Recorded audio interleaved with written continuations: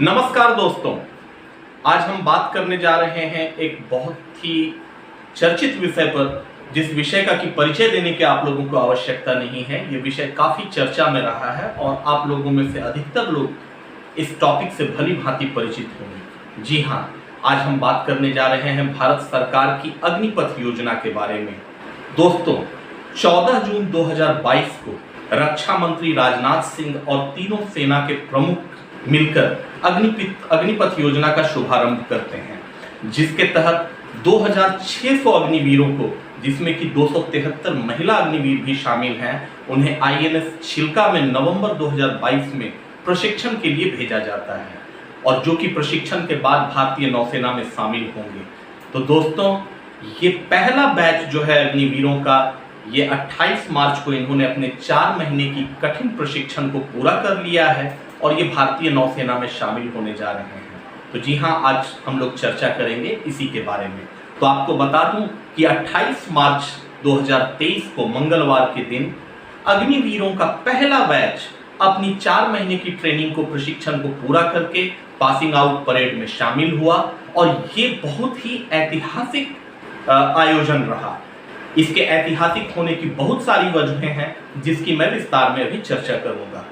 तो ये क्यों ऐतिहासिक हुआ, इनका प्रशिक्षण कहाँ हुआ, कैसे हुआ, आइए जानते हैं इन सब बातों को।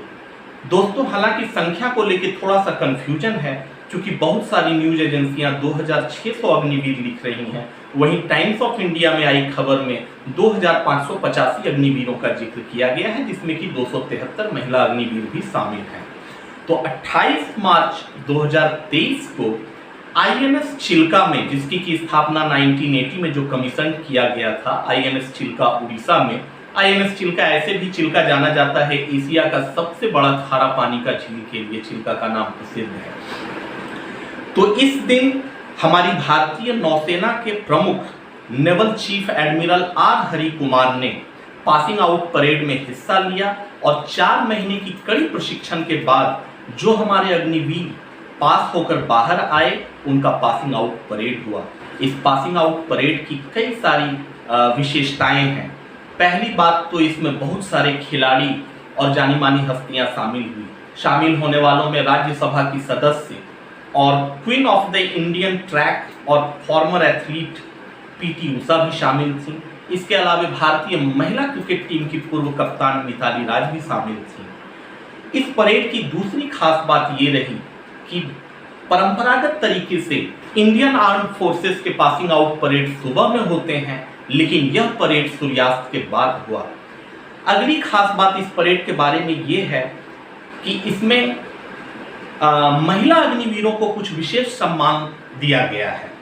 प्रशिक्षण के दौरान जो महिला अग्निवीर प्रशिक्षण में अव्वल रहीं, उनको हमारे पहले chief defence staff CDS general Bipin Rawat की बेटियों ने सम्मानित किया। कृतिका और तारिणी, जैसा कि उनका नाम है, इन दोनों ने उन्हें सम्मानित किया।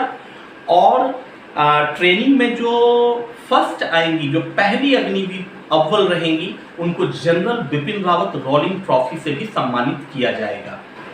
दूसरी खास बात है कि इन अग्निवीरों के इन बैच में भारतीय नौसेना के इस साल 26 जनवरी को हुए गणतंत्र दिवस परेड में भारतीय नौसेना का दल जो शामिल था, उस दल के सदस्य भी शामिल हैं अग्निवीरों की इस लिस्ट में। और